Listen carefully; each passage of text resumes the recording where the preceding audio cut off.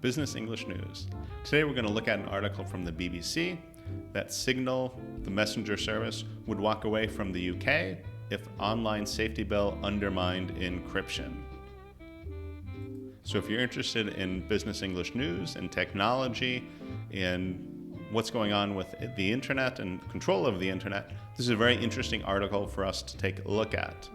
I think we all use the internet, we all use some kind of messenger service.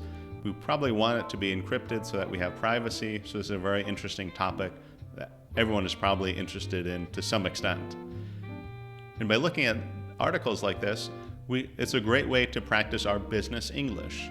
You're practicing your listening skills by listening to me. I'll discuss some of the vocabulary that's in the article and some of the related lexicon words, the vocabulary that come up reading through this article.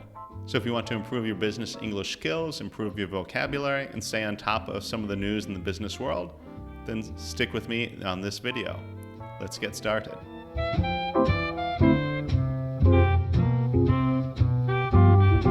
right, let's get started. Let's take a look at this article. This is from the BBC. I'll share a link to this article and another one in the description. So check it out for yourself after we finish. But listen first. Watch first. The title of the article, Signal would walk from UK if online safety bill undermined encryption. So Signal is an app on your phone, or you can also have it on your desktop, and this is a messenger app. And its unique selling point is probably its encryption, where it tries to be very safe, so very private. Other people can't see what you're writing to the people you're writing to, so privacy. A lot of whistleblowers and journalists, people that are doing things that they don't want other people necessarily to see, are drawn to Signal. They like these types of messenger apps. Some messengers are certainly more secure, more encrypted than others are. So walk, what does walk mean here? So literally means like walk, from here to there, right? But in this, it's a metaphor for walk away. So meaning Signal would shut down in the UK and not do business in the UK, in the United Kingdom. They would walk away. And we've seen this with other tech platforms.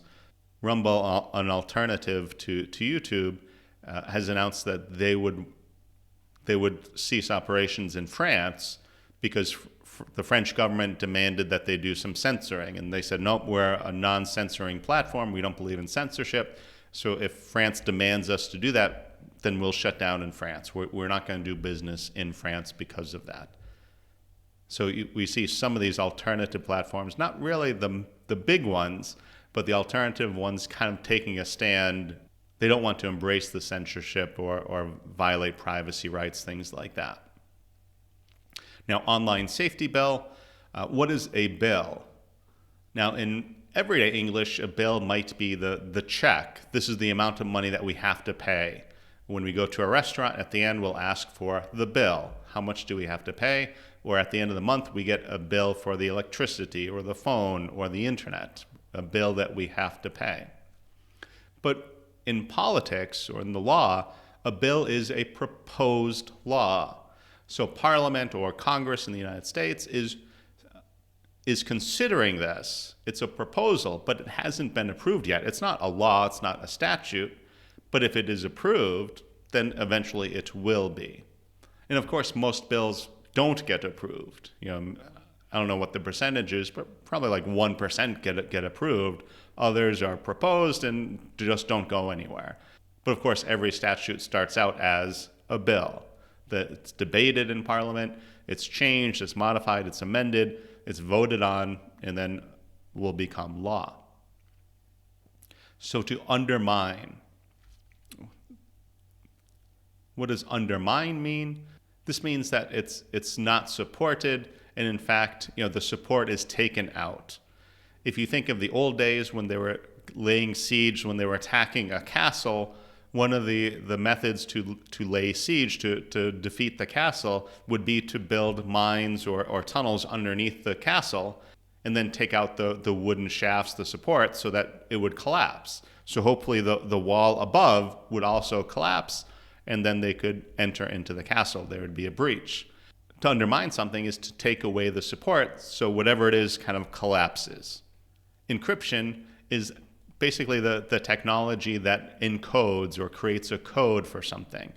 So if a messenger app uses encryption or an email app uses encryption, it means that it's supposed to be secure. Of course, every encryption might be decoded, might be broken, but it means that it's at least in code, so it should be harder for other people to intercept, or if they intercept it, maybe they can't read it. You know, they have some data, but it's meaningless without the encryption key. All right, so let's get into the article. This is written by Chris Valance, the technology reporter for BBC. And it's got a picture of the app. So the encrypted messaging app Signal has said it would stop providing services in the UK if a new law undermined encryption. So this is basically what we just talked about. This is kind of an expansion of the title. If we didn't understand the title, maybe if we read this sentence, now the title might make sense. Let's continue. If forced to weaken the privacy of its messaging system under the online safety bill, the organization would absolutely 100% walk, Signal president Meredith Whittaker told the BBC. The government said its proposal was not a ban to end encryption. The bill proposed by Boris Johnson is currently going through Parliament. So Boris Johnson, if you pay attention to British politics, was the former prime minister. Well, actually, he was 2 prime ministers ago, but he was prime minister for a few years, unlike the one after him. But he first proposed this. This bill has been, I think, going through Parliament for quite a while now, and of course with some amendments, some changes, that sort of thing. So the idea, at least on the surface, is not to end encryption, but what is the purpose? That's explained in this next paragraph. Critics say companies could be required by Ofcom to scan messages on encrypted apps for certain things under the new law. I don't want to say the certain things, but you can read the article yourself if you're interested. Ofcom is like the British government agency that's responsible for a lot of telecommunications, like oversight, making sure that certain values or standards are met, and if not, then they issue fines to the networks, things like that. The stated purpose does have a good cause. You know, is this the right way to go about doing this? You know, we'll skip ahead a little bit, but Element, a UK company whose customers include the Ministry of Defence, told the BBC the plan would cost it clients. So this proposal would basically force the tech industry to lower their standards for encryption so that they or the government could read the messages, read the emails, whatever it is. And because of that, you know, is that the best way to go about helping or preventing certain things from happening? One of the things that they want to prevent or to cut down is CP and predators, things like that, which is certainly something that everyone should want. And let me jump ahead. The NSPCC said in reaction to Signal's announcement, tech companies should be required to disrupt the abuse that is occurring at record levels on their platforms, including in private messaging and end-to-end encrypted environments. So that's one side of the argument. The other side, the next paragraph explains, but the digital rights campaigners for the Open Rights Group said it highlighted how the bill threatened to undermine our right to communicate securely and privately. So you can see how there's, you know, kind of a collision of ideas here. Do we want people to have the right to communicate securely and privately? Of course, if they do, then they may communicate about things that we don't approve of, society doesn't approve of, society doesn't like. But does that mean people shouldn't have the right to communicate securely and privately? Let's continue. But Ms. Whittaker told the BBC it was magical thinking to believe we can have privacy, but only for the good guys. She added, encryption is either protecting everyone or or it is broken for everyone. And skipping ahead, Signal basically uses end-to-end encryption, a system where messages are scrambled so that even the company operating the service cannot read them. So end-to-end encryption meaning, if I send a message to you, I type it on my phone or my computer, and it's encrypted on my phone, on my computer, and then it's sent to you, and then it's unencrypted on your phone, on your computer. So from one end to the other, it is encrypted. It is basically in code. Again, so that other people, outsiders, would not be able to understand it, even if they intercepted the message. So one reason why Signal is so popular is because, as this explains, that even the company cannot read the messages. Unlike, let's say, Gmail, where it's quite obvious that Google does read your emails and keeps track and notices what things you are talking about. And if asked by many governments, will share that information. So one of the things that is attracted to Signal and similar ones is, even if they want to, they can't access what you are writing about. And so therefore they can't share it. They don't have anything to share with governments or any, or other tech companies for that matter. Let's move on.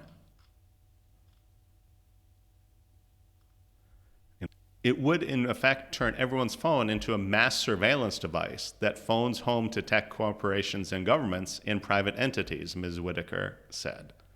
And continuing, Ms. Whitaker said backdoors to enable the scanning of private messages would be exploited by malignant state actors and create a way for criminals to access these systems. So what is a backdoor? So a lot of times a house will have a front door and a back door. But when we're talking about technology, a backdoor would mean, someone else besides the owner of the phone, owner of the application, could use a backdoor, kind of a secret entry, to get inside, to get access to what is inside the phone or inside the app, that sort of thing.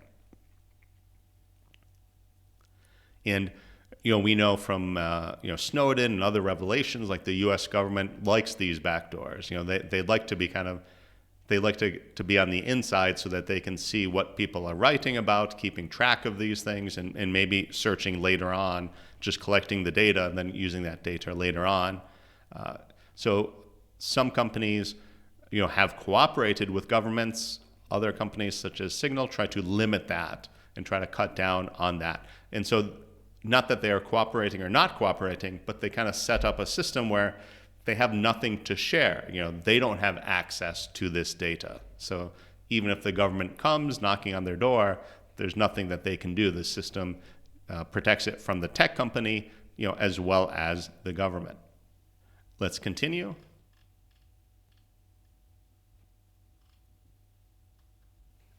And it's interesting, Ms. Whitaker also brings up another thing, talking about how effective this would be to stop these bad things that allegedly is the goal of this bill.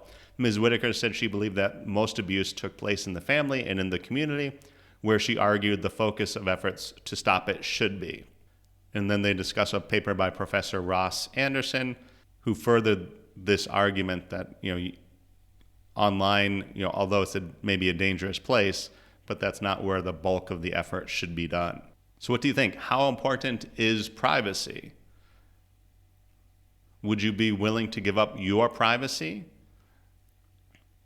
and share your messages, your email with the government and with tech companies, that sort of thing? Some people say that it's worth it and that you can trust, but I think revelations in the last couple of years, even the last 10 years, have shown that we really can't trust. I mean, people that are trusted with too much information, they always eventually abuse that information, abuse that trust. So I think it is a dangerous situation that could be created here. Let's jump to another article. This is from Tutanota, which is in the encryption business, that sort of thing. This blog post from its blog, Online Safety Bill Criticism. The UK online safety bill has been heavily criticized by privacy groups and legal experts.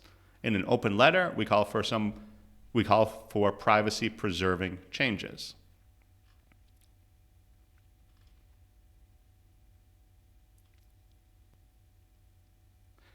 So it also has a pretty good description of what the online safety bill is, including describing that it's 218 pages long with 197 sections and 15 schedules, which I think is typical in a problem with modern legislation, that it's so long, so involved, and yet also so vague and ambiguous that it can be interpreted many different ways. And really, do the members of parliament, or in the U.S., members of Congress, even read it, let alone understand it? But some of the legislation that's passed, I doubt that they've even bothered to read it. It's so voluminous. There's such volume to it that it's unrealistic to think that they all read it, let alone understand what is included in it. So the bottom line, the results will be less security online due to backdooring encryption, and less freedom due to heavy self-censorship by platforms. We did talk about censorship. I don't think I defined it, but censorship is when someone prevents someone from speaking, from sharing thoughts or information, or penalizes them after the fact. But what is self-censorship? When you censor yourself. So maybe you know that if you say this, you're going to be penalized, you'll get in trouble, or even you might. So you know what? I don't want to risk it, so I'm just not going to say my thoughts, because I don't want to have the possibility of getting penalized, getting punished for it. So if client-side scanning were introduced, any chat message or any email you ever send would be available to third-party monitoring. So third-party, meaning if I'm sending you a message, I'm the sender, you're the receiver, but a third party, somebody else, could monitor, could read or see what we are writing to each other. That third party could be the tech company or the government, or both. And the blog post ends with an open letter to Prime Minister Sunak, the current British Prime Minister,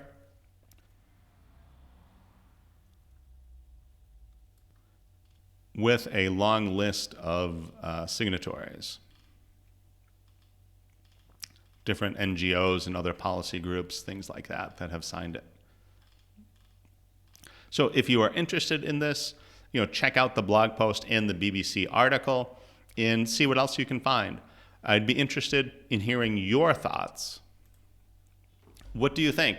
Where is the balance between privacy on one side, but also, public investigations and, basically keeping things that no one wants to happen from happening?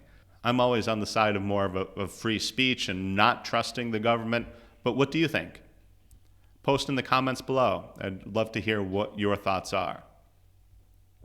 If you enjoyed this video, then check out our other business English news videos. I'll post to one here. Watch this video next. If you did enjoy this, conquer that like button and make it ours. Work hard today and enjoy tomorrow.